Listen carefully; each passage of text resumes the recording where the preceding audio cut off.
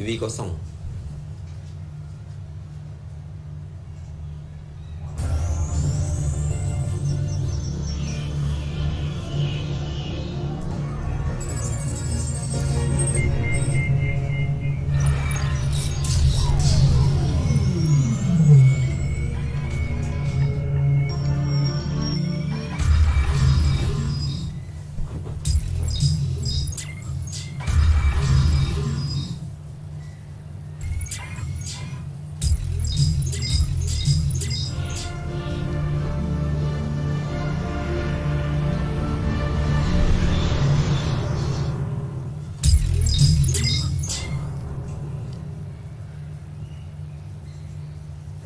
Halo, Assalamualaikum, selamat pagi para penonton di luar sana. Alhamdulillah, pada hari ini tanggal 27 Oktober 2020 kita dapat lagi bersiaran dalam program Sembang Santai secara dalam talian.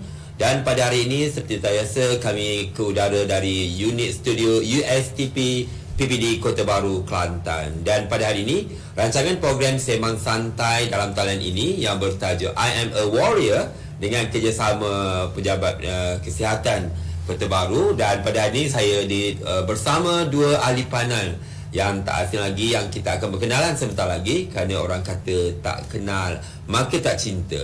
Jadi untuk makluman tuan-tuan dan puan-puan, adik-adik penonton di luar sana, rakan-rakan guru dan semua hadirin, terima kasih kerana meluangkan masa bersama kami dalam siaran pagi ini. Baiklah, dari studio USTP Kota Baru kami bawakan dua ahli panel untuk sembang santai kita pada hari ini. Di sebelah kanan saya, Assalamualaikum. Waalaikumsalam. Iaitu Encik Rudy bin Yaakob, merupakan pengasas ataupun CEO BTOP Sports Academy. Jadi untuk lebih lanjut, mari kita persilakan Encik Rudy untuk perkenalkan diri kepada sidang penonton. Dipersilakan. Okey, terima kasih. Pertama sekali terima kasih kepada Cikgu Din lah ya. Ya, nama diberi Rudy bin Yaakob, merupakan pengasas kepada BTOP Sport Academy. BTOP ni daripada nama Bring the Opportunity Program. Okey, B to brain lah. Bring the Opportunity Program. Okey. Itu daripada Cik Rudy. Dan di sebelah kanan sana, di paling kanan sekali, comel hotel orang Kelantan cakap, tapi dia bukan orang Kelantan, iaitu Dr. Farah Najihah binti Tajuruddin. Selamat datang Doktor. Bersua buat kali yang kedua.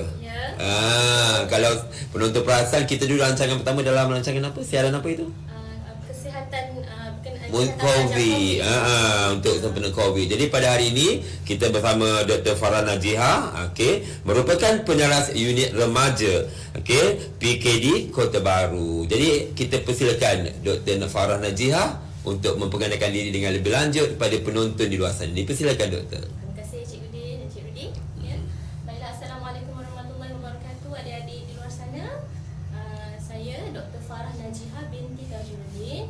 Saya merupakan penyelaras unit remaja Pejabat Kesihatan Daerah Kota Baru, yang mana pusat utama perkhidmatan kesihatan muda remaja adalah di Klinik Kesihatan UTC, dan sebenarnya semua klinik kesihatan menawarkan perkhidmatan ini. Jadi senanglah kalau orang nak berurusan sebab dekat dengan KB Mall, tak jauh kan UTC. Kalau pergi sana pasti jumpa Cik Rudy dah pergi kan? Dekat pernah pergi setakat ni. UTC dah. Tapi klinik belum. Sebab belum rasa tak berapa remaja. Jiwa je remaja. Okey, baiklah hadirin sekalian. Jadi kita dah berkenalan dengan ahli panel pertama, Cik Rudy. Saya lebih selesa sebagai Cik Rudy lah, dan juga Dr. Farah ya. Dan penonton luar sana, seperti biasa, saya Cikgu Muhammad Syahrudin, Guru Cemerlang Bahasa Melayu, Maktab Sultan Ismail, lebih dikenali dengan Abah Din. Jadi pada hari ini, yang uniknya pada hari ini, sebab kita akan bersiaran selama 14 minggu 14 rancangan episod untuk berkudara bersama anda, untuk kita kongsikan pelbagai ilmu bagi golongan remaja, juga panduan ibu bapa dan hadirin sekalian, bagaimana kita nak tangani masalah perkembangan remaja dan sebagainya. Jadi untuk mendasari topik kita pada hari ini, I Am a Warrior, saya persilakan Dr. Farah Najihah untuk memberitahu kepada pihak penonton di luar sana apakah sebenarnya ataupun I Am a Warrior ni. Silakan Doktor. Bismillahirrahmanirrahim. Terima kasih Cikgu Din sekali lagi.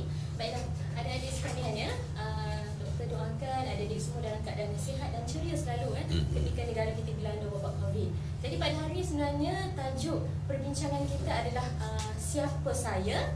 I am a warrior. Jadi bila kita lihat perkataan warrior ni, sekiranya diterjemahkan kepada bahasa Melayu, Pahlawan tu. maksudnya pahlawan dan pejuang. Ya.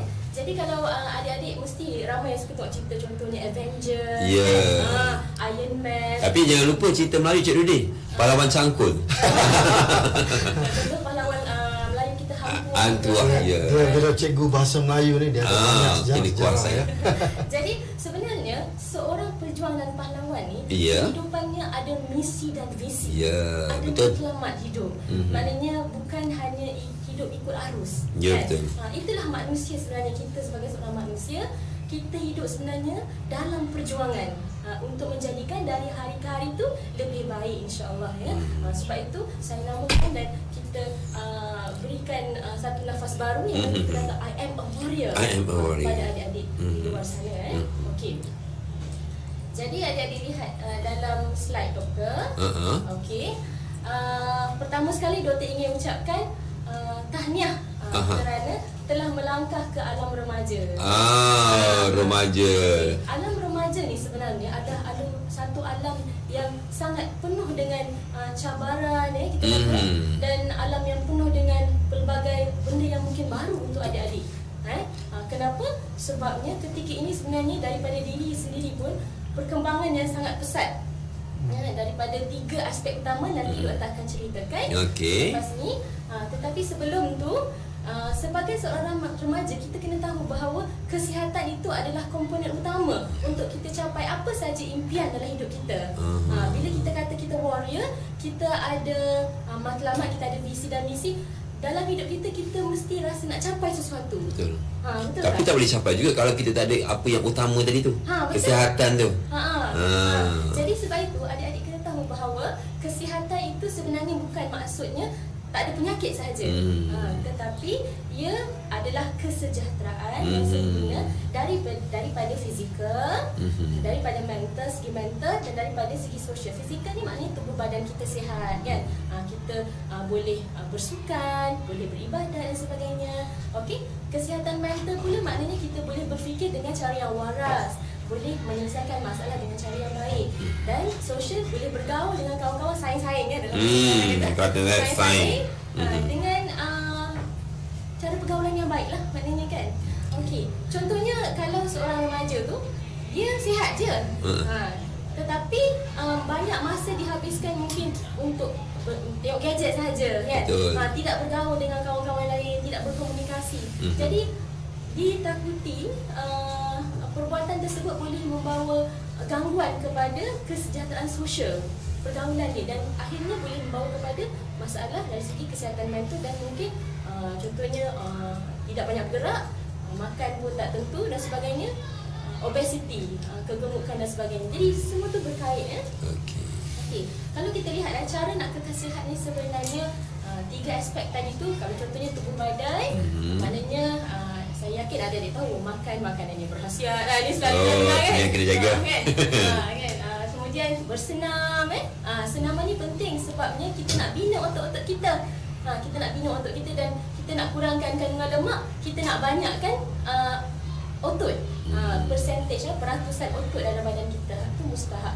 Dan selain daripada itu, beribadah juga adalah satu cara untuk kita dapatkan tubuh badan yang sihat sebenarnya. Betul.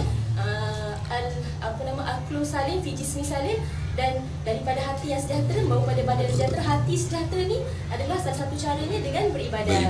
Kan? Tenang fikiran. Okey.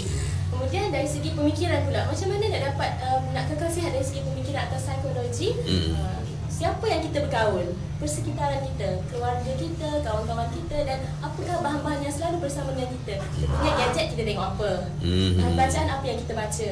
Jadi membawa pada pemikiran yang positif dan pemikiran yang sihat. Dan yang ketiga adalah dari segi emosi, contohnya adalah dengan selesaikan masalah dengan cara yang baik lah. Iaitu berkongsi masalah dengan orang yang boleh dipercayai, dan banyak lagi lah yang nanti kita akan bincangkan ya. Okey. Tiga komponen tadi sebenarnya yang asas kepada kesejahteraan individu adalah kesihatan spiritual, iaitu kebergantungan kepada agama sebenarnya. Sebab sekiranya kita tak ada pergantungan kepada agama, kita ada umpama satu kapal yang tiada saur. Kan? Betul. Kita boleh mengikut arus ke mana saja kan? Hanyutlah. Yang ada adik-adik tanya saya, doktor okey ke kalau saya baik tapi saya tak berpegang pada agama? Betul. Saya kata okey adik, cuba bayangkan perumahan satu kapal tanpa saur, apa akan berlaku kan? Kepada kapal yang tiada saur Okey. Jadi setiap manusia sebenarnya naluri dalam diri kita ni untuk capai sesuatu. Impian kita. Ini adalah satu titik penting dalam hidup saya lah. Ketika saya memegang sebelum ijazah. Saya yakin adik-adik pun dalam masa terdekat mungkin ada impian lain, dalam jangka masa panjang ada benda yang nak dicapai kan. Ini adalah fitrah seorang manusia sebenarnya. Okey. Dan seterusnya, bila kita ada perkara yang kita nak capai, bermakna kita mesti tahu apakah dia yang seharusnya kita lakukan sebagai seorang manusia. Dia ada 3 perkara sebenarnya. Kalau kita lihat tak apa, nanti kita akan tunjukkan kepada adik-adik. 3 perkara yang penting tu, yang pertama sekali adalah kita jadikan diri kita baik.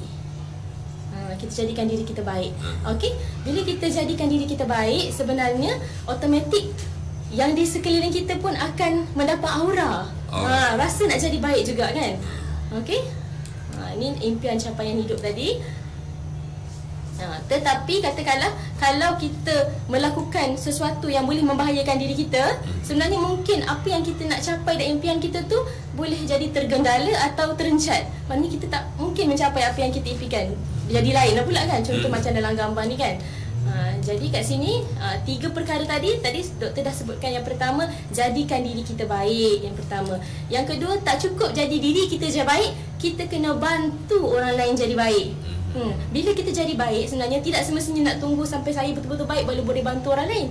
Tetapi dalam proses itu, adik-adik sebenarnya memberi contoh yang baik pada orang lain. InsyaAllah persekitaran kita pun akan cuba ke arah yang baik juga kan. Jadi yang ketiga adalah memakmurkan dunia. Okay, kalau kita tengok gambar ni, jadi diri sendiri, diri kita, kemudian orang lain, kita bantu kawan kita dan makmurkan dunia ni. Sebab hidup kita ni bukan diri kita dan kawan-kawan kita sahaja, persekitaran kita sahaja, tetapi Allah ciptakan makhluk-makhluk lain yang ada saling bergantung. Betul? Air, persekitaran, udara dan sebagainya. So ada tengok contohnya kalau satu adik-adik tanya saya, doktor, macam mana saya nak tahu satu perkara tu okey ke tak saya nak buat? Jadi saya kata adik kena tengok 3 benda. Adakah contohnya macam merokok? Adakah merokok tu menjadikan diri adik baik? Adik tanya dia adik. Adakah merokok itu membantu orang lain jadi baik? Dan yang ketiga, adakah merokok tu memakmurkan dunia? Maksudnya tak ada pencemaran. Tak ada pencemaran kan? Puntung rokok dibuang, kemudian sumbat kan. Jadi lagi, kalau dia tidak menepati salah satu komponen ni, maknanya it's not okay for you to do it. Then you have to tinggalkanlah perbuatan tersebut. Okey. Saya sentuh sikit boleh berkenaan dengan remaja. Siapa remaja? Siapa remaja? Kita dah tahu juga. Agak-agak Cik Rudy kata remaja ni, dulu zaman remaja Cik Rudy rasa puas tak menghadapi zaman remaja? Sebelum doktor nak cerita siapa remaja. Ya ke? Kalau ditanya memang seronok kembali ke remaja. Satu zaman yang penuh dengan kita nak mencuba, nak explore. Betul? Nak tahu. Itu yang menarik. Lepas tu lagi satu, saya rasa semua kita ni bila tambah atas zaman kita nak mencari sesuatu yang bagi orang tengok kita menarik. Betul tak? Itu perkara biasa yang mana kita mengharapkan menjadi fokus attention mana tumpuan. Jadi popular lah. Kita dengar penjelasan daripada Dr. Najah apa tu remaja dan kategori itu macam mana? Okey adik-adik semua, remaja itu sebenarnya adalah mereka yang berumur 10 hingga 19 tahun. Tak maksudlah ni kita tapi jiwa masih ada. Definisi ini adalah sebenarnya daripada Kesatuan Kesihatan Sedunia. Umur 10 sampai 19 adalah golongan remaja. Dan kalau kita tengok dalam kitaran hidup manusia, maknanya yang di tengah-tengah. Kenapa saya ucapkan tahniah tadi? Kerana adik-adik adalah orang yang bertuah. Sebab apa ya? Sebab apa? Dalam Al-Quran sebenarnya Allah telah berfirman dalam surah Ar-Rum ayat 54 yang mana manusia akan lalu satu keadaan dan satu zaman antara dua zaman yang lemah, iaitu yang tengah-tengah, yang mana aku menjadikan kamu kuat. Tengah-tengah ni kita kuat, iaitu alam remaja dan dewasa. Jadi bila alam remaja ni, kita masuk alam remaja, maknanya kita dah selangkah ke alam dewasa. Istimewa tu sebab waktu ini tenaga kita banyak, waktu ini idea kita banyak, kita sangat kreatif. Kalau kita nak jadi kreatif, kita boleh pergi jauh sebenarnya.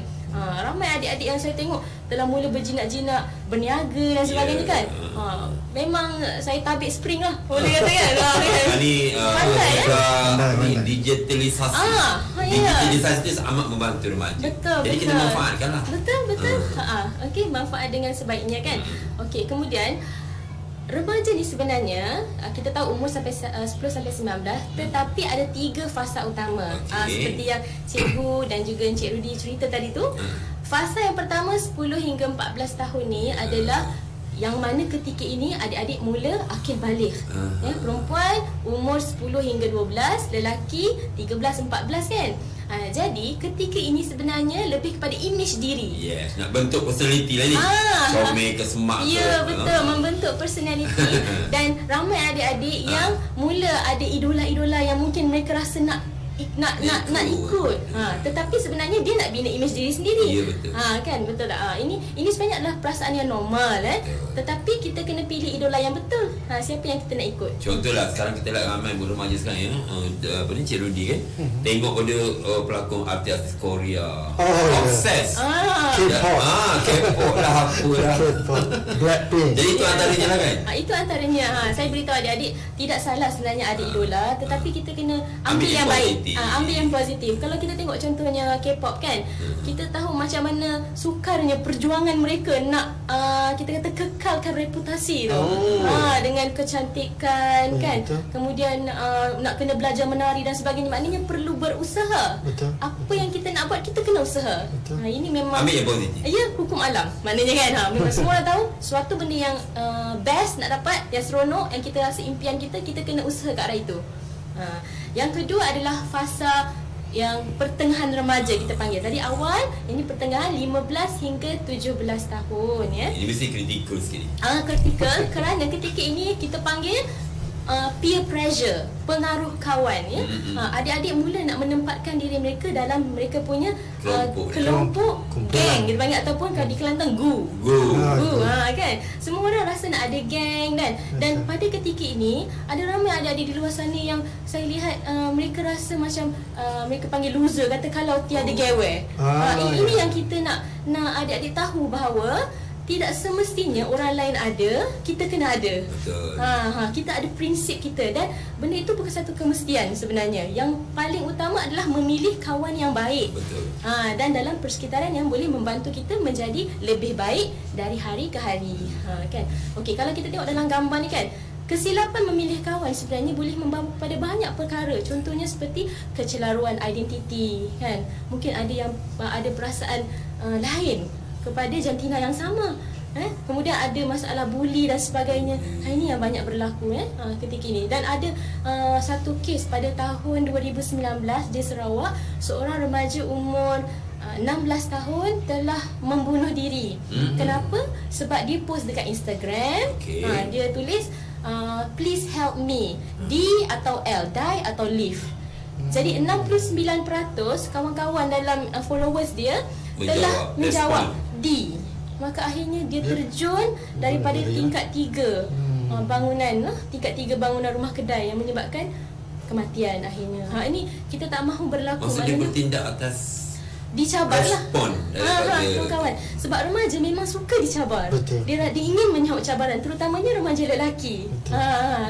Guys, dia suka rasa seperti I'm the best, I'm superhero. Ini adalah naluri sebenarnya sebagai seorang remaja lelaki. So benda tu normal, tapi kita kena salurkan kepada perkara yang baik. Yang benda yang dicabar tu, apa yang dicabar tu adalah perkara yang baik dan tidak membahayakan diri kita ya. Jadi seterusnya adalah fasa ketiga. Fasa ketiga ni umur 18 hingga 19 dan adik-adik banyak yang dah masuk college kan. Jadi pada ketika ini sebenarnya lebih kepada tanggungjawab diri. Dia dah mula nampak dah dia. Mereka mula nampak apa yang mereka nak capai dalam hidup mereka. Tetapi tidak semestinya ketika itu, mungkin ada yang lebih awal daripada tu. Ini bergantung pada persekitaran. Keluarga, persekitaran di sekolah, kawan-kawan dan sebagainya. So sangat membantu sebab itu kalau adik-adik tanya saya, doktor, kalau saya dah ada contohnya bisnes tapi saya tak nak pergi sekolah, tak apa tak, saya dah ada duit, katakan. Okay, saya beritahu pada dia, sekolah sebenarnya bukan hanya untuk belajar contohnya matematik, bahasa Melayu dan sebagainya, tapi dia ada satu platform yang kita dapat membina diri kita, membina komuniti kita kan. Kita dapat belajar cara berkomunikasi, banyaklah perkara. Nilai-nilai hidup dan nilai diri itu yang paling mustahak untuk sebagai seorang manusia sebenarnya. Okey. Jadi adik-adik, kita tengok lagi sedikit apa yang berlaku ketika alam remaja ni. 3 perkara yang akan berubah dengan sangat pesat perkembangan. Yang pertama adalah tubuh badan mereka. Sains dan sebagainya. Jadi komponen-komponen ini nanti kita akan terangkan dengan lebih terperinci dalam episod-episod yang seterusnya. Tapi hari ini saya pergi secara ringkas sahaja. So tubuh badan ni macam contohnya yang lelaki mula tumbuh misai, mula keluar bulu, kemudian lelaki dan perempuan akan datang haid, dan lelaki akan keluar air mani dan sebagainya, akil balik kan. Dan badan akan menjadi sasa. Ini adalah normal. Kerana ada adik-adik yang khawatir, doktor, kenapa saya punya bulu jadi banyak sangat kan, malu dan sebagainya. Sebenarnya bila saya tengok, oh ini normal adik. Kita kena bagi keyakinan bahawa perkara itu adalah perkembangan yang sihat ketika dia alam remaja. Jadi yang kedua adalah emosi. So emosi ni sebenarnya adalah perasaan. Cara adik-adik mengendalikan emosi berbeza. Ketika mungkin sekolah rendah nak merajuk tu susah sikit atau merajuk tak lama, tetapi di sekolah menengah sensitif kan, bila marah kat ibu ke mungkin terkasar bahasa dan sebagainya. So ini yang adik-adik kena belajar cara untuk mengawal emosi. Mungkin dia dah sekali dengan tindak balas fizikal pula ke, daripada emosi dia gabung dengan fizikal kan. Sebab dia rasa dia dah ada cara nak bertindak. Kenapa ini berlaku? Kerana otak manusia ni, subhanallah, Allah dah jadikan ketika alam remaja, bahagian limbik sistem yang mengawal perasaan dan emosi ni akan matang terlebih dahulu daripada prefrontal cortex di hadapan. Prefrontal cortex adalah bahagian otak yang Allah dah ciptakan untuk kita bezakan baik buruk, pemikiran secara logik dan sebagainya, kesan jangka masa panjang kan. Jadi yang depan akan matang pada usia lebih kurang 24, 25, 23 macam tu lah, kat umur situ. Yang tengah ni emosi ni akan matang dulu. Sebab itu kebanyakan remaja sebenarnya bila dia ada masalah, emosi akan mendepani.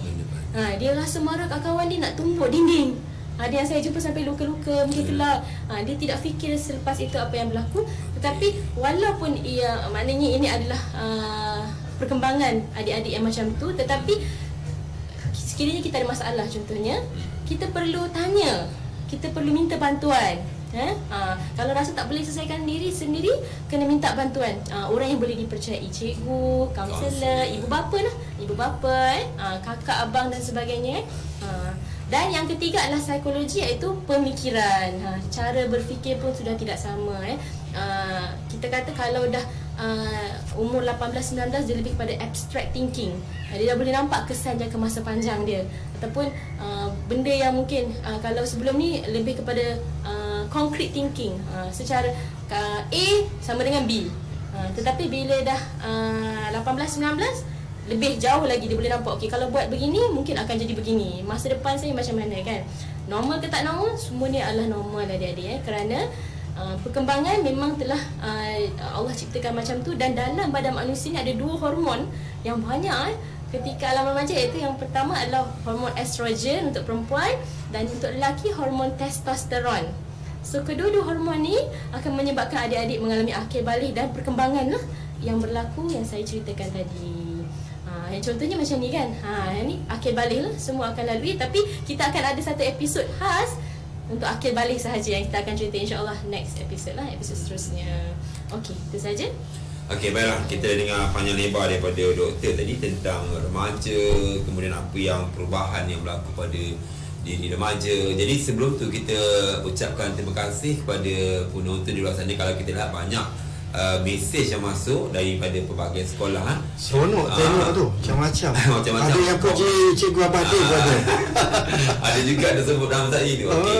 Apapun untuk penonton di luar sana, jangan lupa sebabnya kepada mereka yang mengajukan soalan dalam sepanjang kita bersiaran ini, kita akan berikan hadiah-hadiah istimewa. Ada hadiah-hadiah istimewa. Yang pentingnya apabila soalan diajukan, apabila anda menjawab soalan tersebut, pastikan anda sertakan sama nama dan juga sekolah supaya kita boleh kenal pasti siapakah yang jawab dengan betul. Sekali lagi untuk penonton yang baru saja bersiaran dengan kami dalam rancangan I Am a Warrior pada pagi ini, sepanjang sembang kami, saya dan juga ahli panel, kami akan mengajukan beberapa soalan. Dan pada anda yang nak turut serta, jangan lupa jawab dengan betul dan tuliskan nama dan juga sekolah supaya mudah dikenal pasti untuk sesiapa yang menang akan mendapat hadiah istimewa. Baiklah, kita beralih kepada Cikgu Din nak tambah sikit. Okay. Bukan pelajar saja. Cikgu yang bertanya soalan pun kita nak bagi juga. Cikgu pun dari luar kita sana punya tu. tokeh hadiah dah kata cikgu dapat hadiah. Dari BITOP sendiri kita spare 3. Jangan taklim. Jangan taklim. Tapi penting buku nama betul lah. Saya senang. Nanti kalau nama sekolah tu tulis SK, biar lengkap. Jangan tulis SKBP, jadi orang tak tahu sekolah apa. Okey, jadi pada anda jangan lupa sambil menonton, sambil menjawab soalan yang diajukan. Baiklah, kalau sebentar tadi kita lihat Dr. Farah dah berikan keterangan yang begitu jelas tentang siapakah remaja, apakah perubahan yang berlaku pada remaja dan bagaimanakah perkara yang sepatutnya remaja buat apabila mengalami proses itu. Jadi kita ambillah pula pandangan daripada ahli panel yang kedua sebagai seorang bapa dan juga pengasas syarikat. Bagaimana pengalaman Cik Rudy lah, sepanjang bergelar bapa yang ada anak, sepanjang melibatkan diri dalam program-program dengan pihak sekolah remaja, apakah yang biasa dihadapi cabaran remaja dalam alaf zaman sekarang ni, zaman digitalisasi? Silakan. Terima kasih Cikgu Din, menarik soalan tu, panjang cabaran remaja. Saya secara jujurnya biasanya sesi ni selalu orang bila bersama remaja ni mereka cuba seolah-olah nak tunjuk yang negatif saja daripada remaja. Tapi sebenarnya tidak. Kalau kita tanya cabaran, mulalah akan keluar berbagai-bagai cabaran kepada remaja. Antaranya yang biasa dan common kita dengar ialah pengurusan gadget.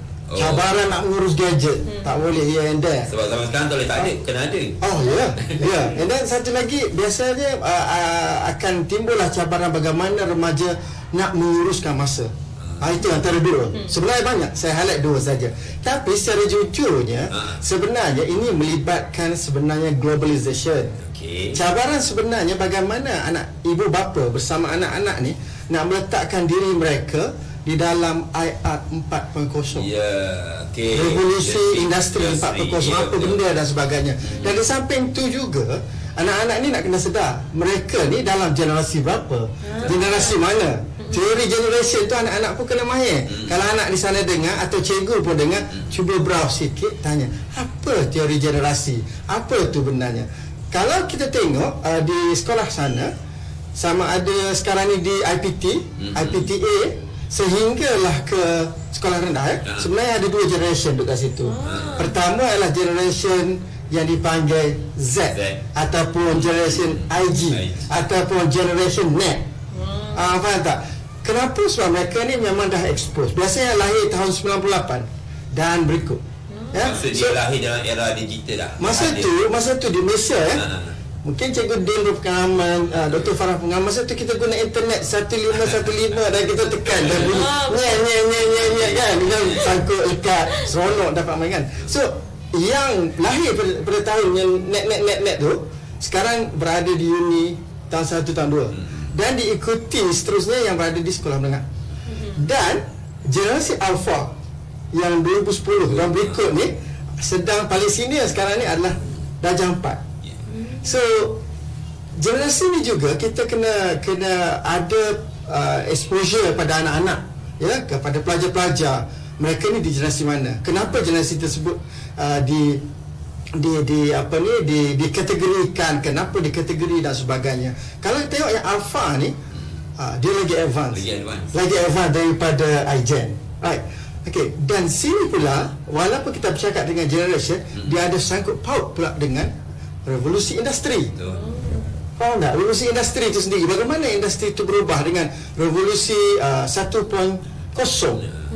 yang mana bermulanya revolusi teknologi wap.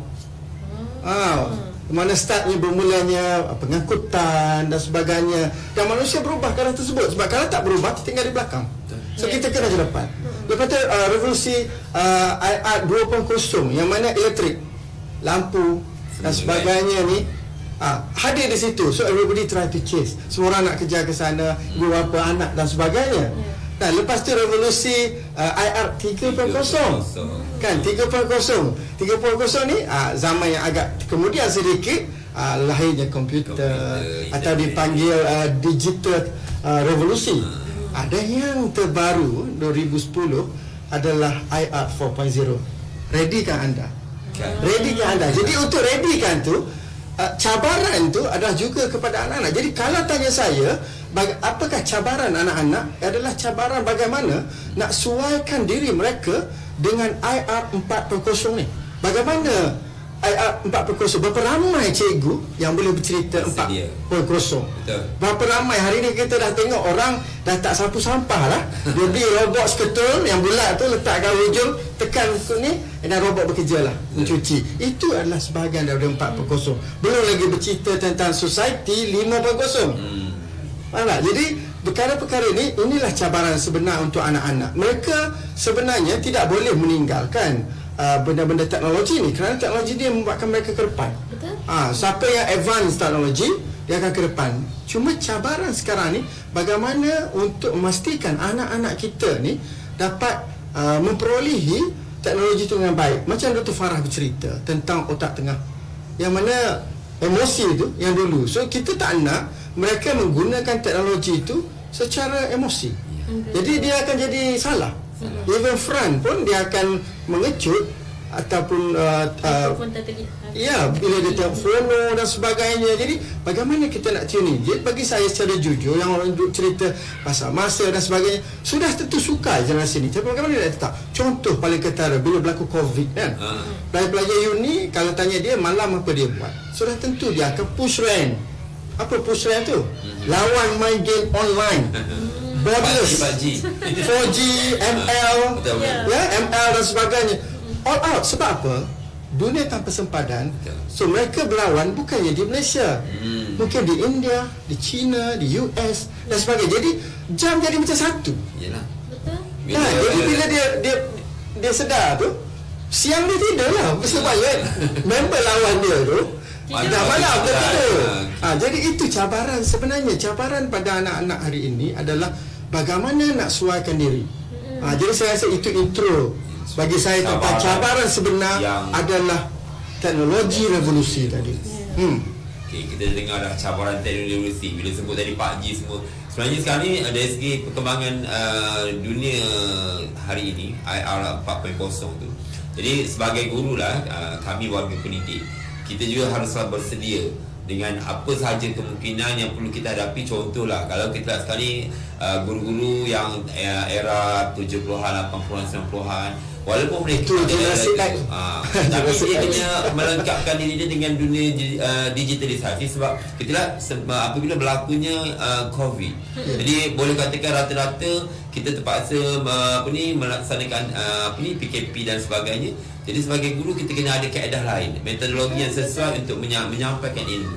Jadi contohnya macam saya sendiri, saya terlibat dengan Cikgu Tube, bukan platform untuk kita gunakan kemudahan digital untuk menyampaikan ilmu. Jadi saya rasa anak-anak murid hari ini pun kita menggunakan secara dalam talian. Dan saya tengok komen tadi tu, ada pelajar yang komen, dia kata era digital ni sangat bagus. Contohnya sekolah ada buat pertandingan PUBG. Jadi itu adalah satu yang positif, kita ambil dari sudut positif. Mungkin saya boleh add betul, kita santai kan. Semalam tim Malaysia menang, kalahkan Singapura, masuk TV3. Setelah 2 tahun kita kembali menang perlawanan ML. Dia ada liga sebenarnya, tapi ramai berapa tak tahu. Dan hadiah tersebut adalah 100,000. Wow. Maksudnya ada teknologi. banyak tu. Dan mereka pula bermain bukan seorang diri ya, secara berpasukan. Secara berpasukan. Okey, dan untuk makluman doktor dan juga Cik Rudy, sebenarnya di SIC juga minggu lepas pihak unit PJPK lah, dia kata unit PJPK kami mengadakan pertandingan PUBG antara kelas. Dibuat di asrama dengan penjarakan sosial yang betul, SOP dan amat menggalakkan penyertaan.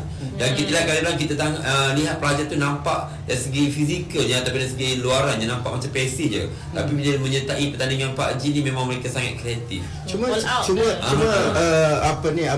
Cikgu Den, saya cuma nak terapkan sikit. Penerimaan pada teknologi itu cukup penting, tetapi bagaimana nak mengekalkan identiti.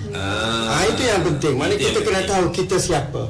Balik pada yang Dr. Farah cakap tadi. Jadi yang ni yang perlu kepada support daripada ibu bapa atau guru, supaya mereka memiliki identiti yang betul. Maknanya I'm Malay, I'm Malaysian, I'm Muslim. Itu kalau yang Melayu dan Islam lah. Kalau bukan pun I'm Chinese, I'm whatever lah. So you ada identity. Maknanya you tidak mudah terpengaruh. Even you are teknologi punya bagus, tapi identity you mesti you pertahankan. Okey, baiklah. Jadi sebelum kita celoteh panjang lagi ni cerita kita ni, jadi kita minta para penonton yang ada soalan boleh kemukakan soalan, dan jangan lupa hadiah menanti anda. Sebab bersama saya, panel saya pada hari ini, Cik Rudy dan juga Dr. Farah, mereka akan menjawab soalan yang penonton ajukan. Dan yang penting, bila anda ajukan soalan, jangan lupa untuk anda sertakan nama dan juga sekolah yang betul supaya mudah penaja memberikan hadiah-hadiah yang kami sediakan. Tapi ada yang kata tak jelas bunyi tajuk apa ni. Sebelum kita tajuk kita hari ni, sekali lagi doktor sebut tajuk doktor lah. Tajuknya apa? Tajuk apa? Siapa saya? I am a warrior. Siapa saya? I am a warrior. Dengan kata lain, isu kita baru ni tentang remaja. Yang tak remaja pun boleh tanya. Okey, jadi sekarang kita beralih pada panel yang seterusnya tadi, doktor kita beralih pada saya tahu tadi doktor dah perkenalkan diri bahawasanya adanya pusat kesihatan, betul tak? Untuk remaja. Jadi kat sini mungkin penonton di luar sana tak kisahlah remaja ke cikgu ke ibu bapa ke, mungkin dia tak tahu apakah perkhidmatan yang ada di pusat remaja, kesihatan remaja ni. Boleh doktor perjelaskan? Silakan. Okey, baiklah adik-adik semua. Sebelum tu saya suka nak jelaskan sedikit bagaimana nak mendapatkan bantuan. Sebab itu sebenarnya tu.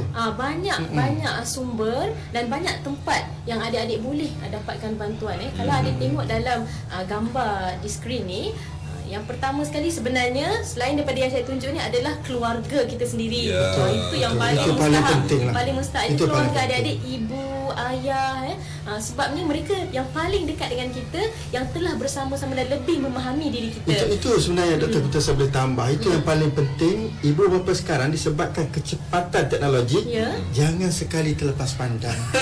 Sebab terlepas pandang seminit belum tentu lagi selamat. Macam tu lah. Masalah doktor, mak bapak tak sempat nak hambat teknologi. Tapi itu sebenarnya cabaran ibu bapa juga sebenarnya bila come to teknologi. Sebab itu keibubapaan kita kena tambah dari masa ke semasa ilmu tu. Sebab zaman yang berubah menyebabkan teknik keibubapaan pun mungkin perlu ada inisiatif baru. Betul. Perlu lebih kreatif kan. Doktor, kalau dulu mak kita selalu membebel, betul tak? Tapi zaman sekarang bebel dalam telefon je, WhatsApp je, touching punya WhatsApp. Betul. Saya pernah dapat soalan daripada adik-adik dia kata ibu dia selalu membebel, dia stres. Sebenarnya bebel ni dia adalah satu teknik untuk nasihat yang berulang-ulang kan. Kalau kita katakan sebenarnya kalau nak nampak daripada sudut positif. Dan bila ibu akan ulang perkara tu banyak kali, sebenarnya pernah tak adik rasa ketika adik nak buat sesuatu benda yang mungkin salah, ada rasa bersalah? Kita ingat, mak kata tak boleh. Mak pesan sebenarnya tak boleh. Tapi mungkin ada yang buat. Rasa tidak bersalah tu yang penting.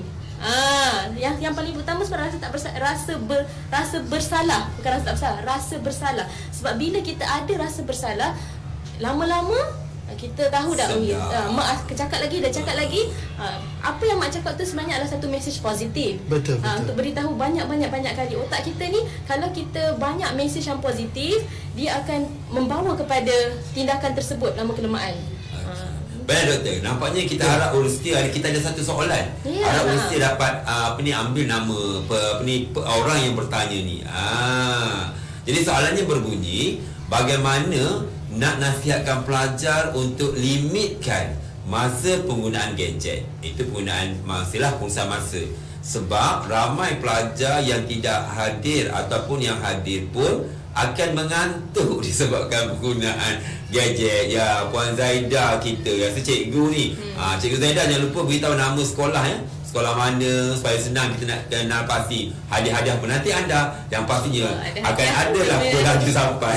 InsyaAllah. Okey, siapa nak jawab soalan ni? Bagaimana tentang nak nasihatkan pelajar untuk limitkan masa penggunaan gadget? Doktor ke Cik Rudi nak jawab? Bagi pada Cik Rudi. Seorang bapa. Okey, sekarang ni terima kasih Dr. Farah bagi lalu. Cik Zaidah tanya tadi. Cik Zaidah, pada Puan Zaidah, mungkin Cikgu Zaidah ataupun Puan Zaidah lah. Ini pentingnya kita juga mengetahui apa sebenarnya benda yang anak-anak buat tu. Terutama sebut teknologi. Jadi saya cakap tadi, anak push friend. Cuba tanya anak, you push friend ke semalam? Jadi dia mengantuk tu. Jadi dia akan terkejut. Jadi motivasi yang perlu disampaikan kepada anak-anak sekarang ni kena berbentuk teknologi juga. Pengetahuan kita kena setanding dengan mereka.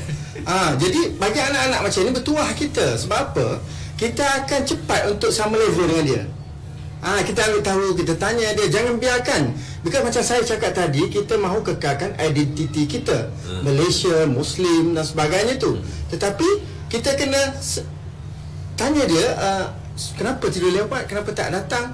Yang kita expect sudah tentulah berkaitan teknologi. Biasanya kalau anak-anak yang baik, yang tak lompat pagar, yang tak pontin ni, biasanya sebab masalah tidur, masalah jam dah jadi satu lah dunia sekarang ni. Pergi mana pun jam tu jadi macam satu bagi mereka. Tak tahu siang, tak tahu malam. Dia kata kalau kita bercakap dengan dia orang pun, you tidur tak cukup malam, tak apa, kita cover siang. Sedangkan dia tak tahu kita ni ibarat pokok. Siang dan malam, matahari dan bintang, bulan tu perlu untuk manusia. Jadi apa yang saya boleh nasihatkan kat sini ialah kaedah nak mendekati anak-anak ni, kita kena upgrade kita punya ilmu. Kita punya ilmu, especially on teknologi. Apa apps yang mereka pakai supaya kita boleh satu nada dengan dia. Dan kita akan beritahu dia, okey, awak tahu tak, orang ni mencipta this app, cipta apps ni pada awak. Awak tak terfikir macam mana apps ni. Dan untuk pengetahuan, MTech dah luar senarai 5 jawatan atau pekerjaan yang memang tengah hot sekarang.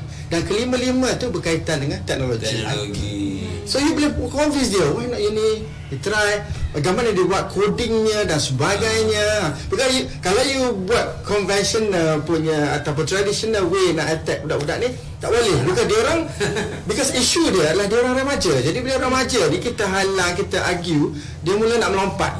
Jadi the way kita nak ni, kita kena gang dalam dia. Janganlah pula nak main pusrian malam dengan dia, tu tidaklah.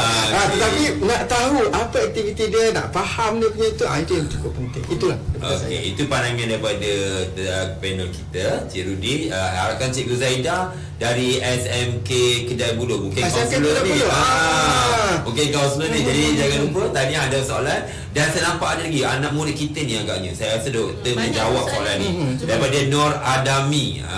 Dari SK Kedai Piah. Kedai bukan Cik Piah, Kedai Piah.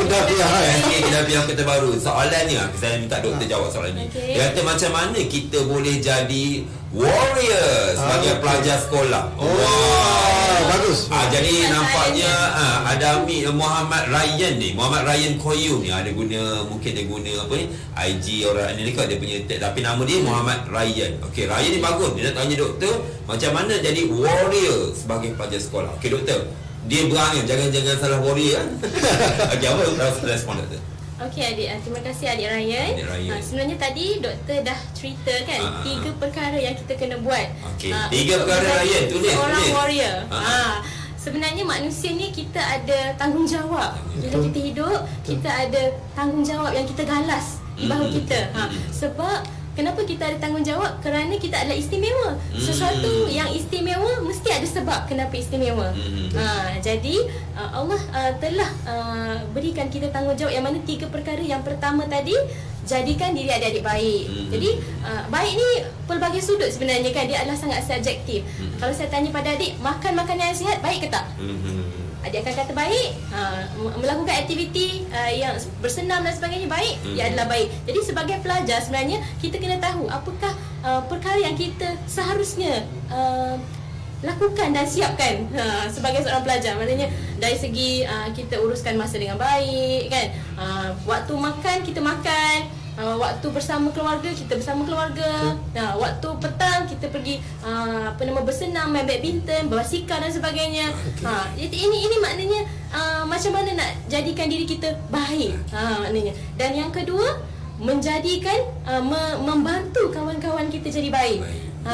Maknanya kalau kita contohnya tadi saya kata main basikal, ajaklah kawan sekali, berjumpa, bergaul, bercakap bersama-sama. Ajak dia main bola, duduk saja. Betul. Borak-borak bersama kawan ni sebenarnya salah satu cara untuk kurangkan tekanan.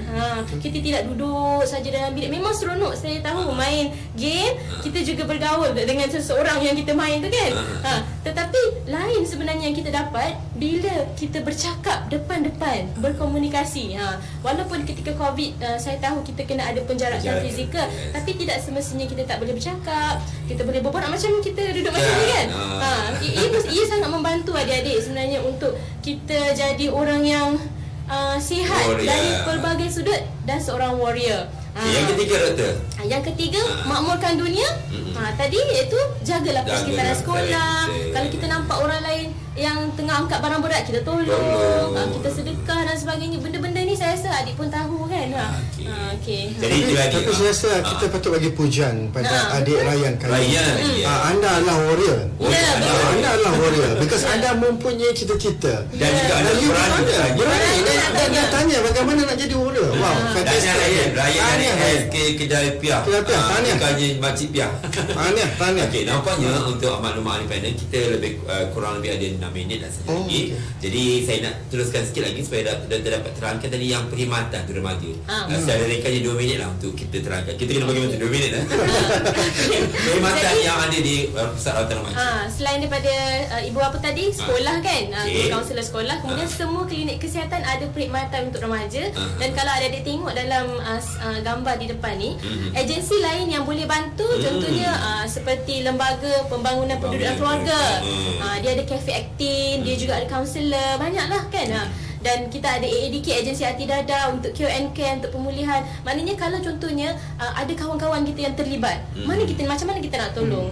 Kita boleh bawa. Itu yang saya rasa menarik bila ada klinik remaja ni, ada kawan-kawan yang tolong. Rujuk kawan-kawan. Dia tahu kawan dia ada masalah, dia bagi tahu saya.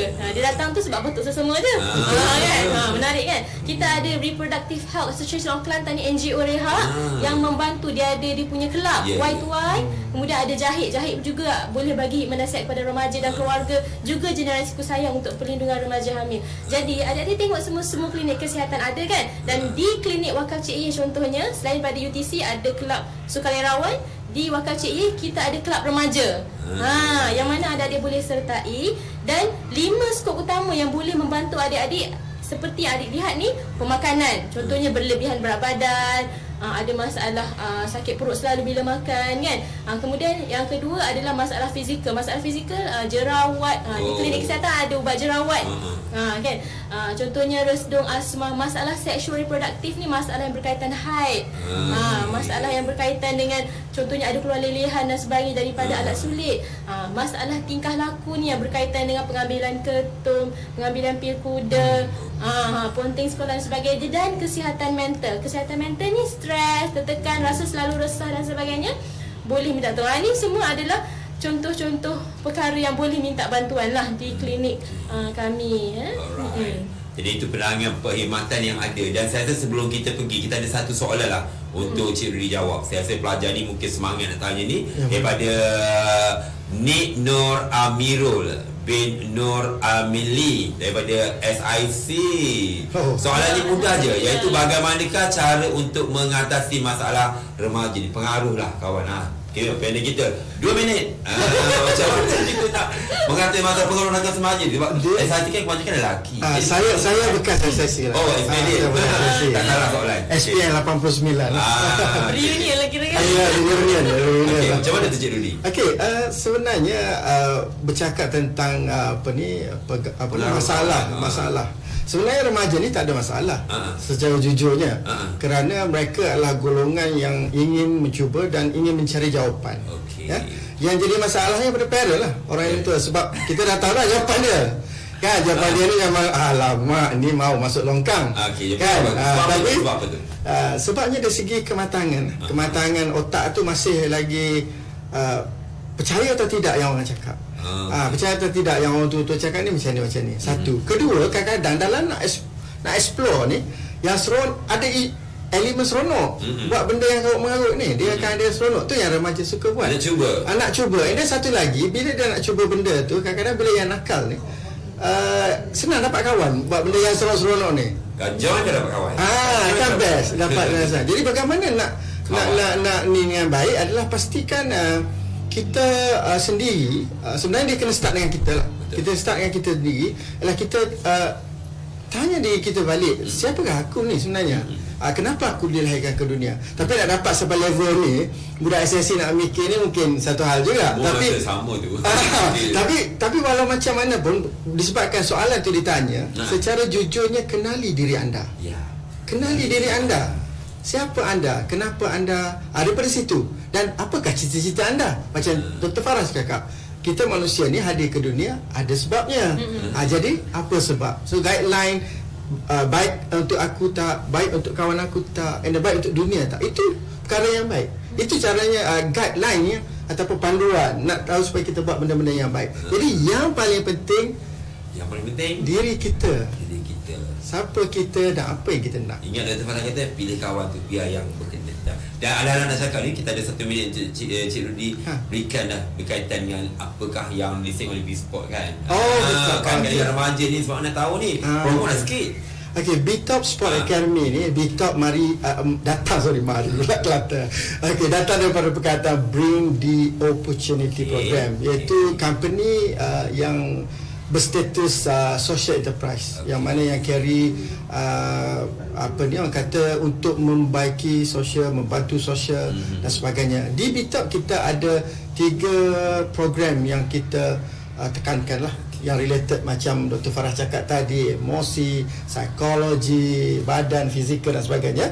So kita ada 3 yang selalu orang tahu ialah berkaitan dengan sport program. Kita ada bola. Sport. Kita mulakan dengan bola. Inisiatif daripada anak sulung saya sebenarnya.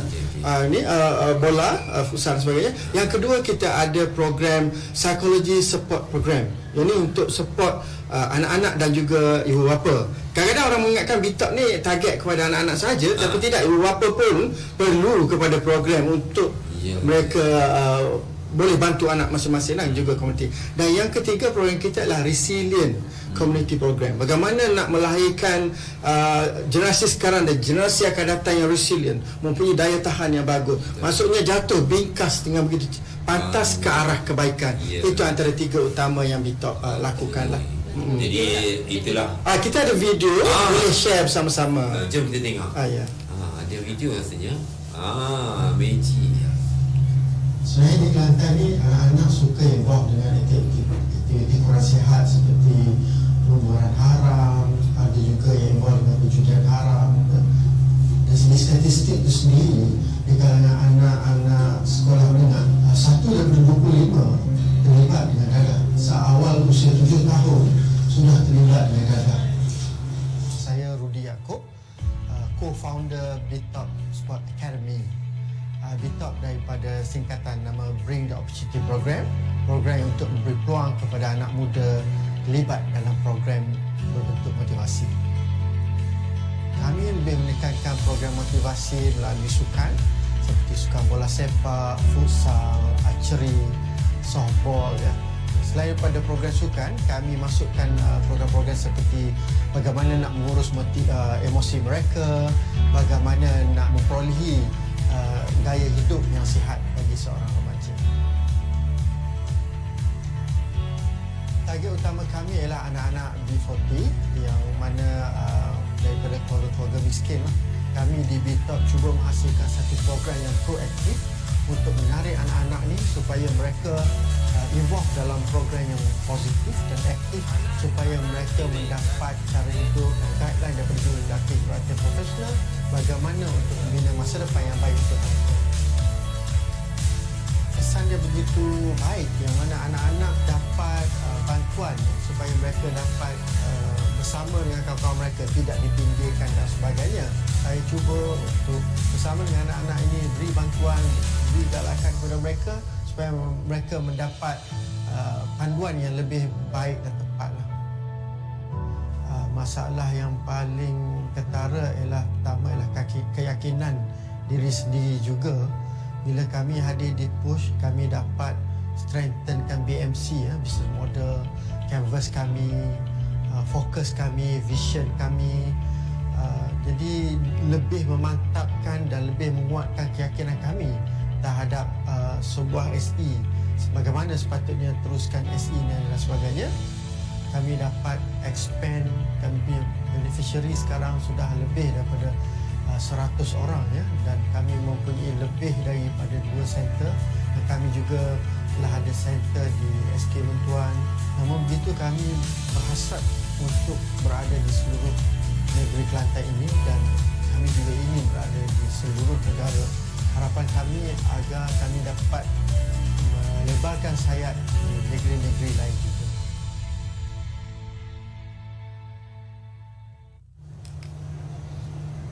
Alright.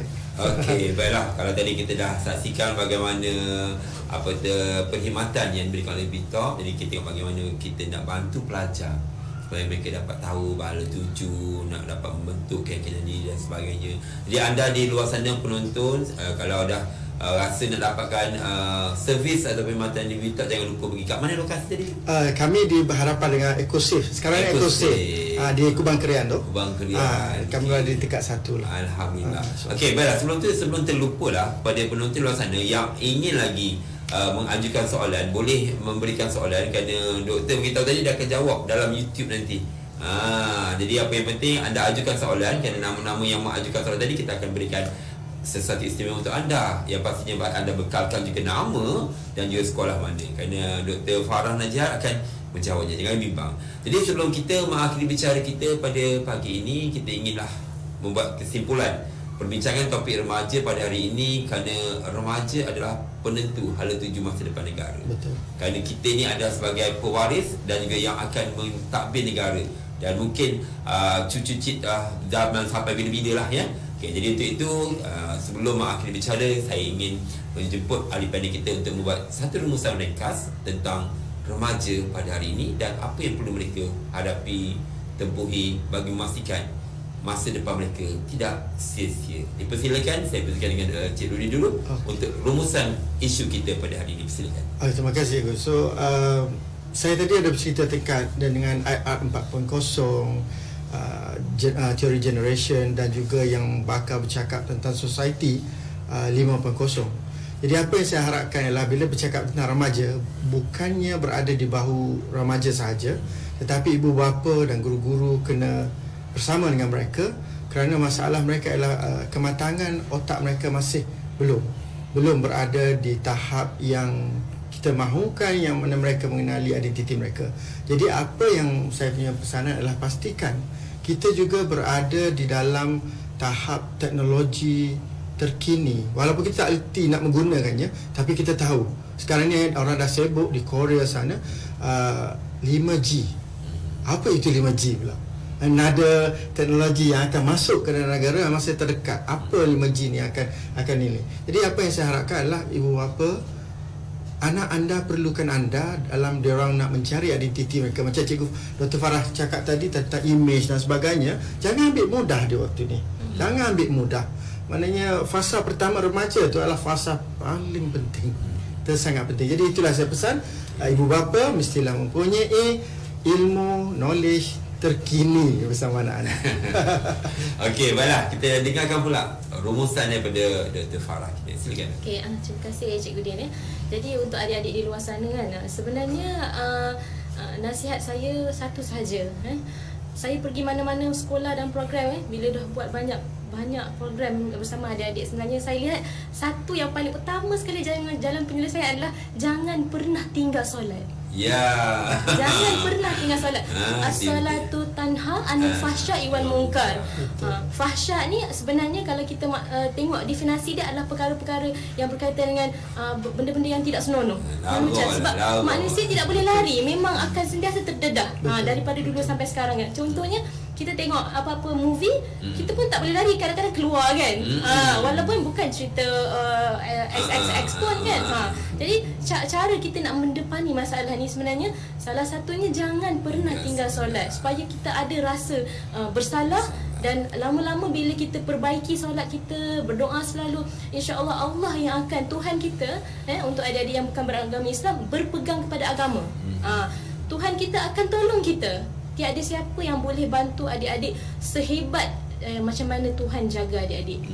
Itu yang paling utama. Dan untuk adik lelaki dan perempuan, hargailah alam remaja. Hargai alam remaja ini. Datang sekali saja. Ya, dia datang sekali. adik sekali sahaja. Dan hidup adik-adik ni satu kali sahaja, tidak akan berulang lagi. Betul. Diri adik-adik satu sahaja. Itulah adik-adik. Jadi orang yang bermaruah, menjaga aurat, letakkan malu untuk melakukan perkara yang tidak baik itu bukan hanya kepada manusia tetapi kepada yang menciptakan kita. Itu yang paling mustahak. Okey, terima kasih kepada kedua ahli panel kita, Encik Rudy dan juga Dr. Farah Najihah. Banyak perkongsian yang telah kita sama-sama dapat daripada ahli panel kita. Jangan lupa adik-adik luar sana masih ingin mengajukan soalan, anda boleh typekan soalan di situ dan jangan lupa nama sekolah, okey, supaya senang urus dia untuk berhubung sekiranya anda akan memperoleh hadiah istimewa. Dan pesanan juga kepada penonton di luar sana, jangan lupa kita ada lagi 13 episod yang akan ke udara dan pastinya adanya penampilan ahli-ahli panel yang pelbagai dalam bidang masing-masing. Dan cara yang paling mudah untuk kita mendapatkan ilmu yang tak perlu kita bayar, kita hanya boleh layari laman sesawang yang disediakan oleh studio USTP Kota Bharu untuk sama-sama kita mendapatkan ilmu yang dapat kita jadikan sebagai sandaran. Jadi sekali lagi bagi pihak studio USTP Kota Bharu, PPD Kota Bharu dan juga Kementerian Kesihatan Malaysia, di bawah Pusat Kesihatan Kota Bharu, Dr. Farah lah orang kuat kita yang selalu ke udara ni. Terima kasih banyak-banyak. Kami juga mengucap merakamkan terima kasih kepada kru di studio USTP Kota Bharu yang memang kalau tak ada mereka balik tabir tak tahu lah kita di mana. Betul. Jadi sekali lagi kepada adik-adik dan cikgu adik-adik dan cikgu. Jadi sekali lagi terima kasih kepada Encik Rudy, sama Dr. Farah, dan kita ucapkan terima kasih kepada penonton kerana sudi bersiaran bersama kami. Jangan lupa yang penting kita jaga kita belum lagi menang. Okey, terima kasih kepada semua. Salam siaran dari kami USTP Kota Bharu. Jumpa lagi. Assalamualaikum. Waalaikumsalam.